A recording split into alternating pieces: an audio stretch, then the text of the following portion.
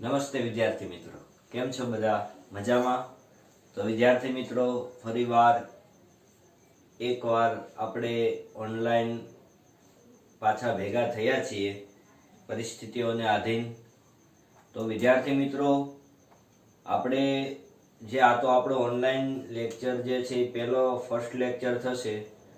તો આપણે ધોરણ 9 માં વિષય આપણો છે સામાજિક વિજ્ઞાન.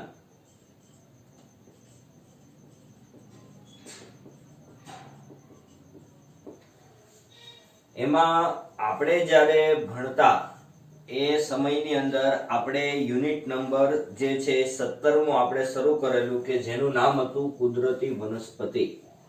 યુનિટ નંબર 17 કુદરતી વનસ્પતિ.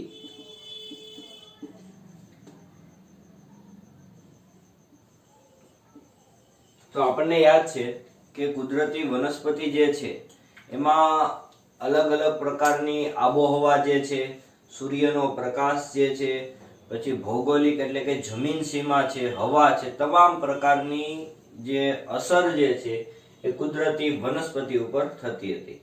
તો એટલા માટે એમ કહેવામાં આવે છે કે ભાઈ ભારતની જે વનસ્પતિ છે ને એ પણ વૈવિધ્યસભર છે. કેવી છે?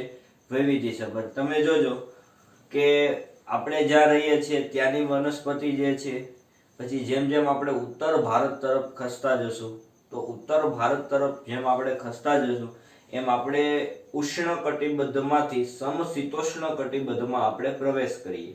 તો સમશીતોષ્ણ કટિબદ્ધની અંદર આપણે પ્રવેશ કરીએ એટલે આબોહવામાં પણ શું થાય? ફેરફાર થાય.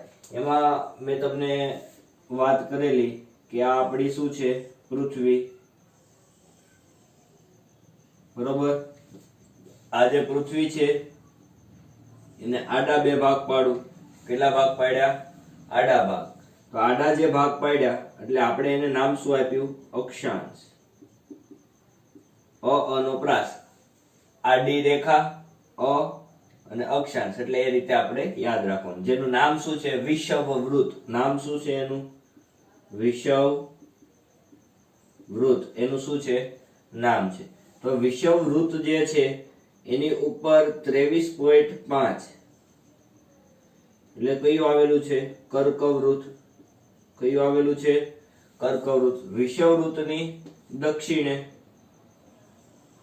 એટલે કયું વૃત્ત આવેલું છે? મકરવૃત્ત. બરોબર.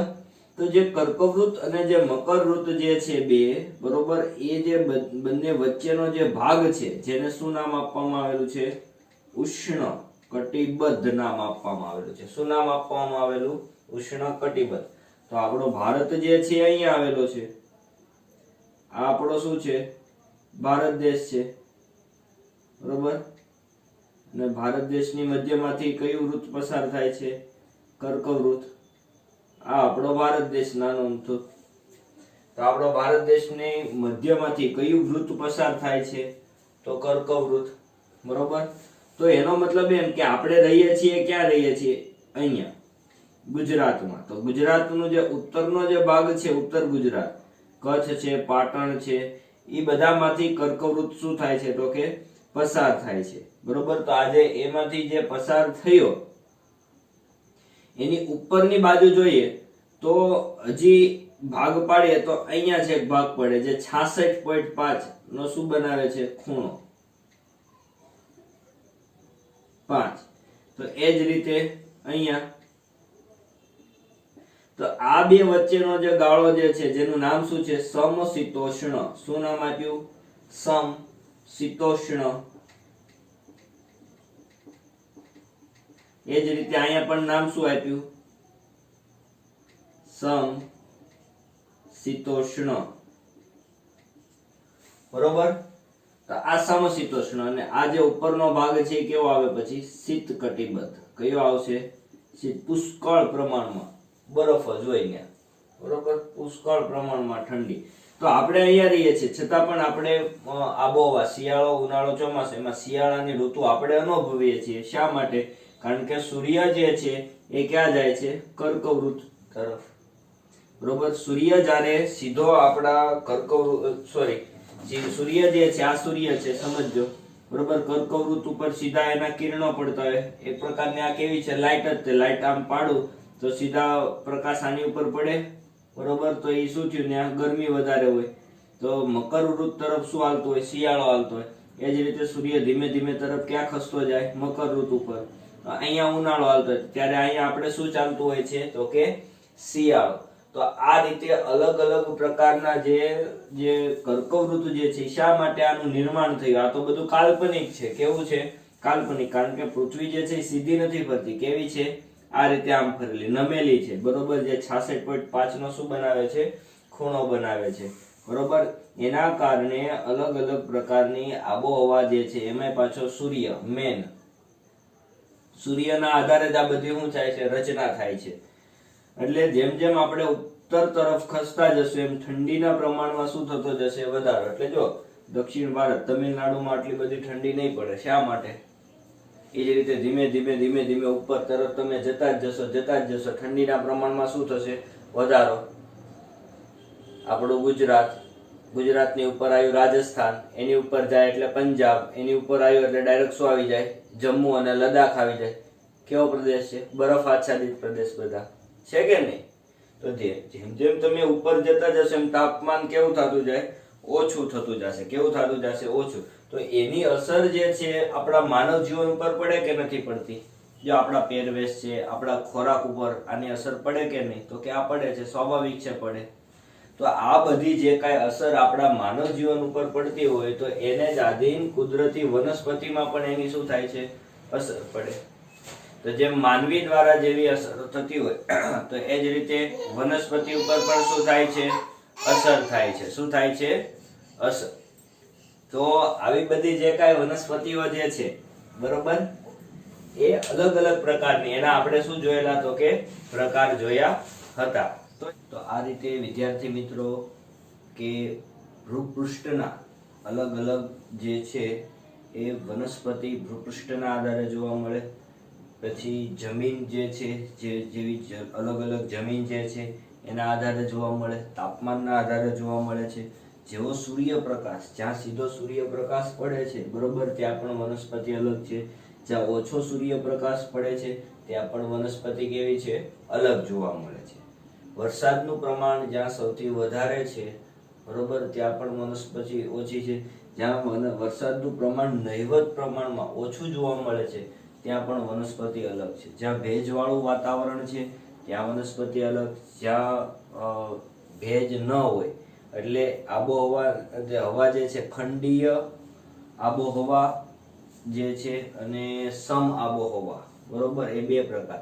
તો એના આધાર પર અલગ અલગ વનસ્પતિ જે છે જેના આપણે પ્રકાર જોયા હતા કે જે આવે છે ઉષ્ણકટિબંધીય વરસાદી જંગલ છે, ઉષ્ણકટિબંધીય ખરાવ જંગલ છે, ઉષ્ણકટિબંધીય કાંટાળા જંગલો છે, પછી સમશીતોષ્ણ જંગલો અને ઘાસના મેદાન અને દરિયા કિનારાના જંગલો, એટલે કે મેંગ્રોવ જંગલ જેને કહેવામાં આવે છે. તો આ લાસ્ટ લેક્ચરની અંદર આપણે અભ્યાસ કર્યો હતો અને હવે જે આપણે જોવાના છીએ તે છે જંગલની પેદાશ અને તેની ઉપયોગિતા.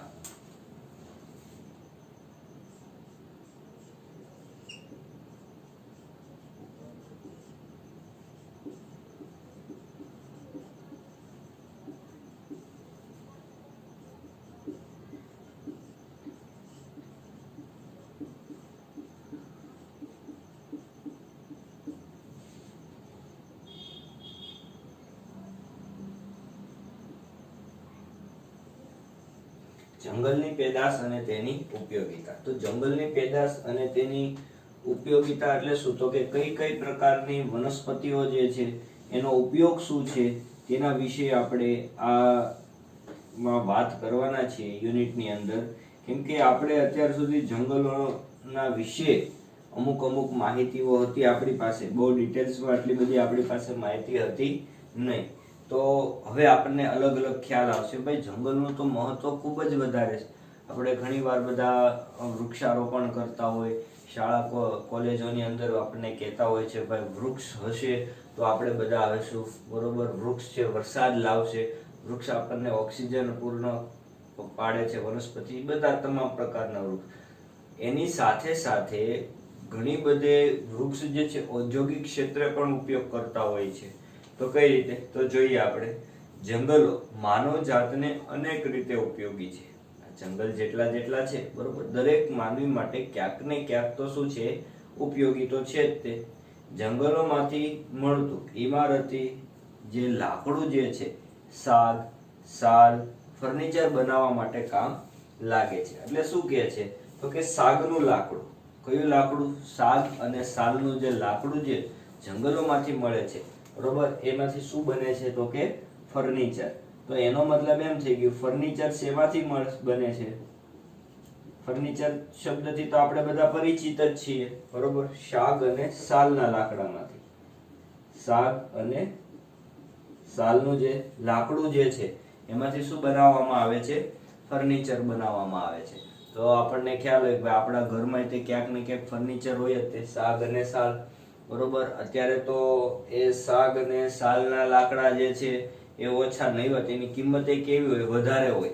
કેમ કે એવું સાંભળેલું કે ભાઈ સાગનું જે લાકડું જે હોય છે બરોબર, એ સાગના લાકડામાં ઉધી જે બેઠતી હોય બરોબર, એ બેઠતી હોતી નથી. આનો પરિચય આપણા ઘરેથી મમ્મી પપ્પા એને તમે જાણશો એમાં તમને ખ્યાલ આવે. સાગનું લાકડું જે છે આપણે ક્યાંક ને ક્યાંક કોઈના જો જૂના ઘર ને એવું હોય બરોબર, તો ત્યાં એમાંથી જ આખું શું થયેલું હોય? નિર્માણ થયેલું હોય છે. એ તો હવે સિમેન્ટ ઉદ્યોગ ને એ બધું નિર્માણ થયું. પેલા તો લાકડાના જે આખા કાટમાળ ને એવું બધું જોવા મળતું. આગળ વધીએ. સુંદર વનમાંથી પ્રાપ્ત થતા સુંદરીના વૃક્ષના લાકડામાંથી હોડી બનાવવામાં આવે છે. તો હોડી, આ જે હોડી જે છે એ શેમાંથી બને છે? તો કે સુંદરીના વૃક્ષમાંથી. સુંદર વન, શું નામ છે? સુંદર વનમાંથી આપણને શું પ્રાપ્ત થાય છે? સુંદરીના વૃક્ષો, વૃક્ષ પ્રાપ્ત થાય છે. કેમાંથી? તો કે સુંદર વનમાંથી. એ સુંદરીના વૃક્ષમાંથી શું બનાવવામાં આવે છે? હોડી બનાવવામાં આવે છે. હિમાલયના ઠંડા પ્રદેશોમાં થતું દેવદાર, ચીડના લાકડામાંથી રમતગમતના સાધનો, ચા અને દવાના પેકેટિંગ માટે જે છે, એટલે કે આપણે ખોખા જેને કહીએ બરોબર, જે એમાંથી બને છે એ કયા? તો કે દેવદાર અને ચીડના લાકડામાંથી. એટલે રમતગમતના સાધનો, રમતગમતના સાધનો, રમતગમતના સાધનો શેમાંથી બને છે? દેવદાર અને ચીડના લાકડામાંથી. દેવદાર. પછી જે છે ચીડના લાકડામાંથી પણ ચા છે, દવા છે, પેકિંગની જે પેટી જે છે બરોબર, પેકિંગ એટલે આપણે શબ્દ શું આપણે ખોખા શબ્દ કહેતા હોય. શું કહીએ? ખોખા એટલે પેટી. એ પણ શું આવશે? દેવદાર અને ચીડ.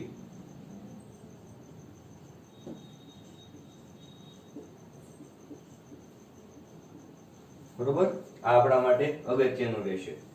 ચીડના રસમાંથી ટર્પેન્ટાઇન બને છે. ચાલો, ટર્પેન્ટાઇન શેમાંથી બને છે? ટર્પેન્ટાઇન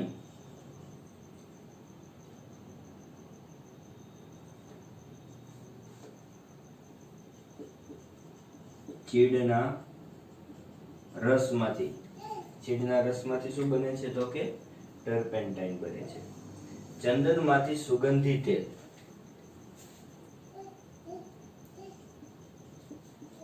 સુગંધી તેલ. તો સુગંધી તેલ શેમાંથી?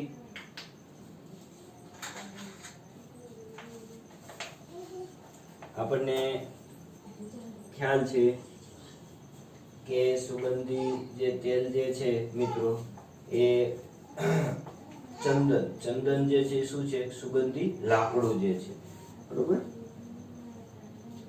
ચંદન ના વૃક્ષ આવે. ઘણા બધા જો પેલા રાજા મહારાજાની જે કાંઈ હતા તો એ સમયની અંદર જે ચંદનના લાકડા જે છે બરોબર, એમાં એને અગ્નિદાન દેવામાં આવતો હતો. તો ચંદનના લાકડા ખૂબ મોંઘા બરોબર, ચંદન ને એ બધું આપણે ઔષધિ તરીકે પણ એનો શું થાય છે તો કે ઉપયોગ થાય છે. પછી સૌંદર્ય વર્ધક બનાવટ, સૌંદર્ય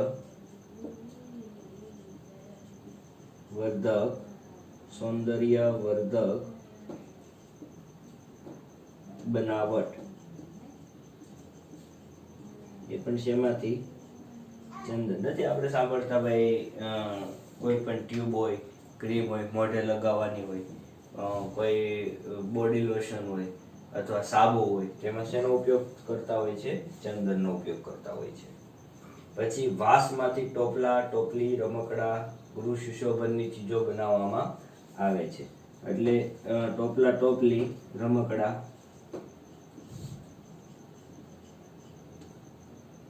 ટોપલા છે, ટોપલી નથી લખતો, રમકડા લખું ડાયરેક્ટ. ગૃહ ઉદ્યોગની સુશોભન,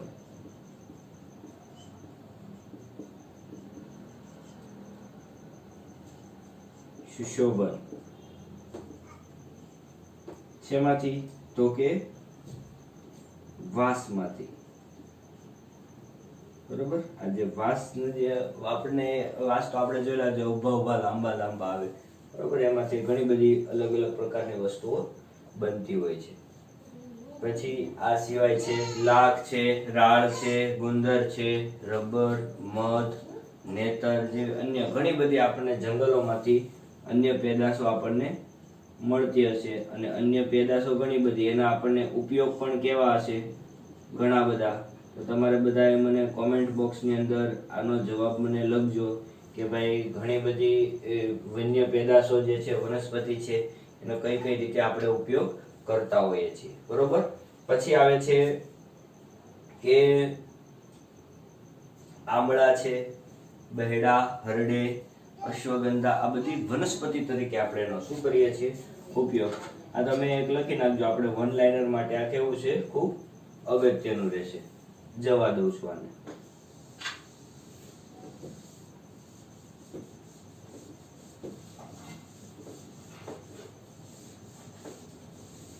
પછી આવે છે મિત્રો કે અલગ અલગ ઔષધીય ઉપયોગ. તો ઔષધિ તરીકે પણ ઘણી બધી વસ્તુ જે છે એનો ઉપયોગ કરવામાં આવે છે. તો ઔષધિમાં કયું કીધું એને? તો કે સર્પગંધા.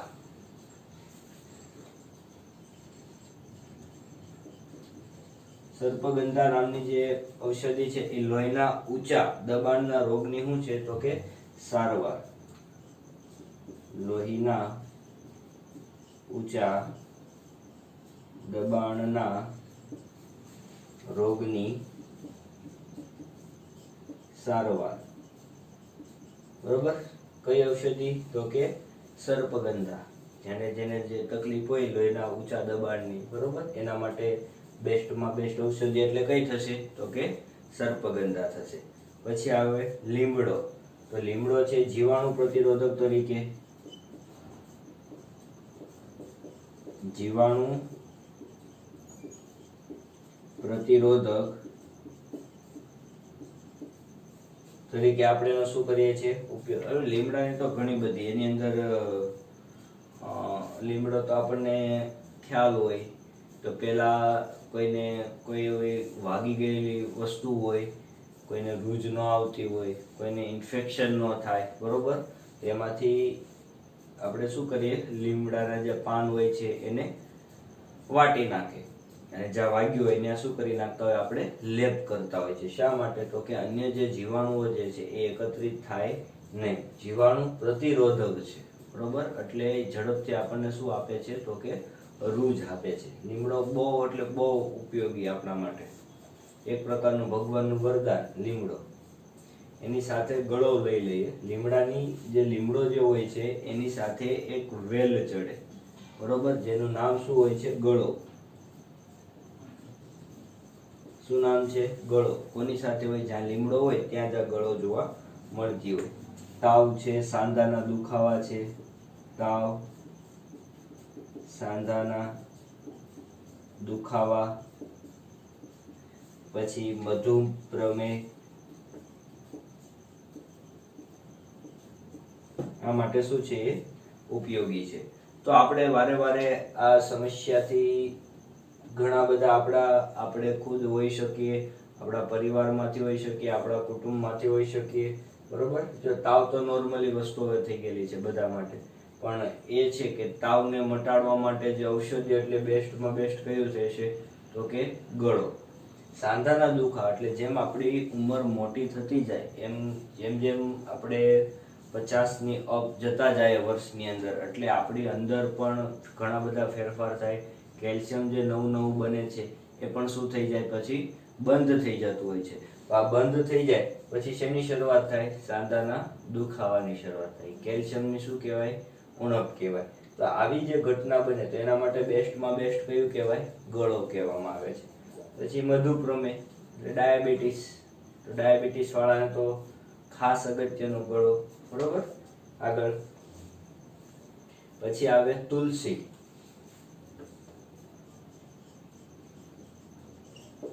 તો શરદી છે, ઉધરસ છે, તાવ છે, જો તાવ ગળો માટે છે, તુલસી માટે તે તાવ, શરદી, ઉધરસ.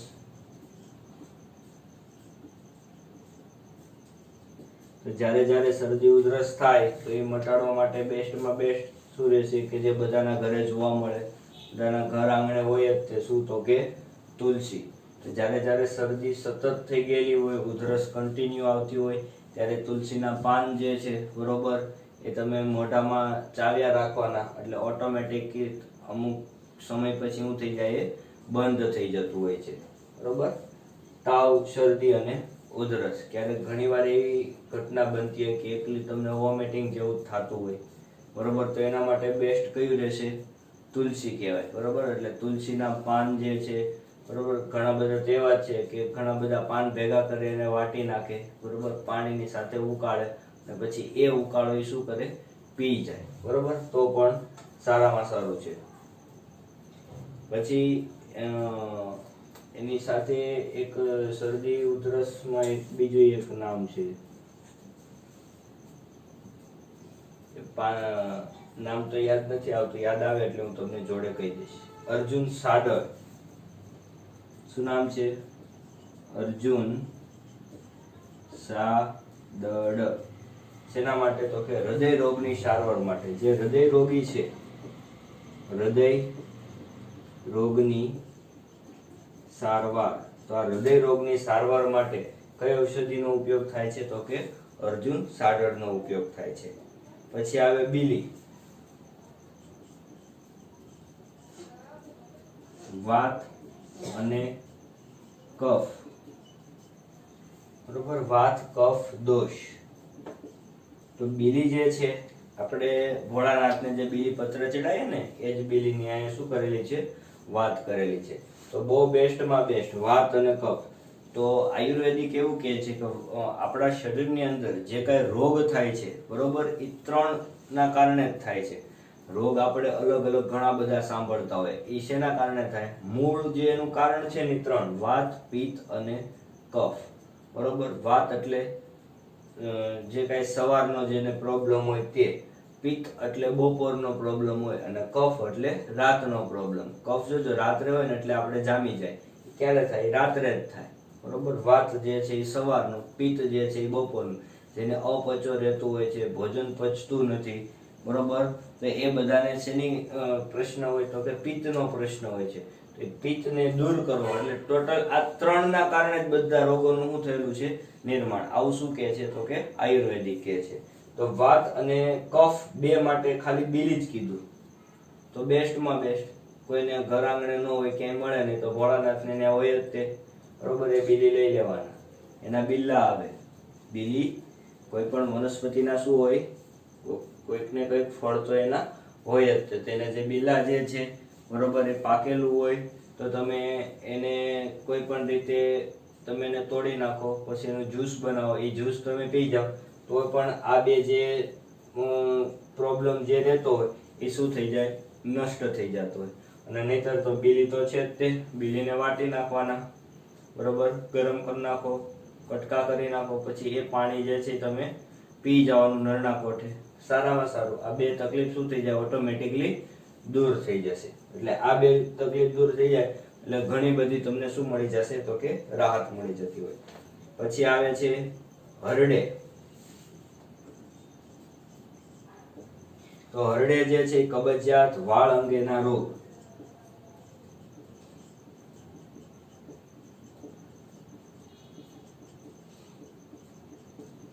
તો જેને જેને કબજિયાતની પ્રોબ્લેમ રહેતી હોય બરોબર, તો એના માટે હરડે જે છે કેવું છે તો કે બહુ બેસ્ટમાં બેસ્ટ.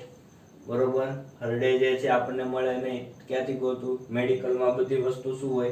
ઉપલબ્ધ હોય. આયુર્વેદિક મેડિકલ હોય બરોબર, એ તો તમામ પ્રકારની ઔષધિ આપણા માટે હોય જ. તમારે ખાલી કહેવાનું. તો કબજિયાત અને વાળ અંગેના પ્રશ્નો ઘણા બધાને હોય, તો એના માટે બેસ્ટ કયું રહેશે તો કે હરડે. પછી આવે આંબળા. આંબળા છે વાત પિત્ત ને શું કરે છે? દૂર. એટલે વાયુ અને પિત્ત ને શું કરે છે? દૂર કરે. અને પાચન શક્તિમાં શું કરે?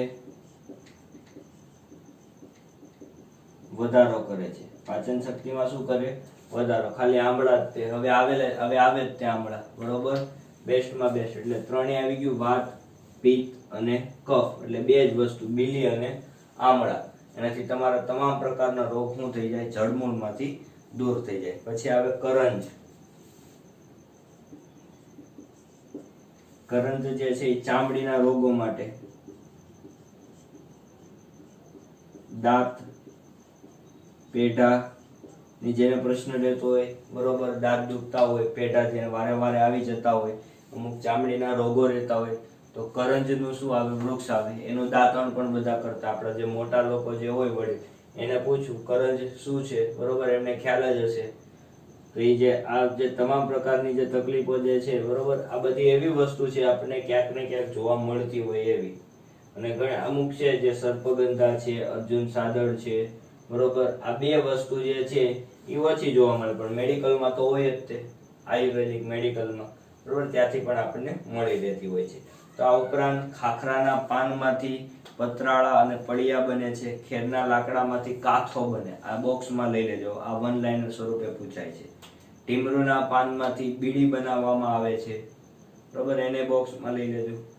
એટલે જંગલોની વનવાસી પ્રજાને આજીવિકા, તેમને ખોરાક પૂરો પાડે છે. આમ જંગલો માનવ જીવનને સામાજિક અને આર્થિક વિકાસમાં યોગદાન આપે છે. તો આ હતું જંગલની પેદાશ અને તેની ઉપયોગિતા. તો અહીંયા સુધી આપણે રાખીએ મિત્રો. અસ્તુ.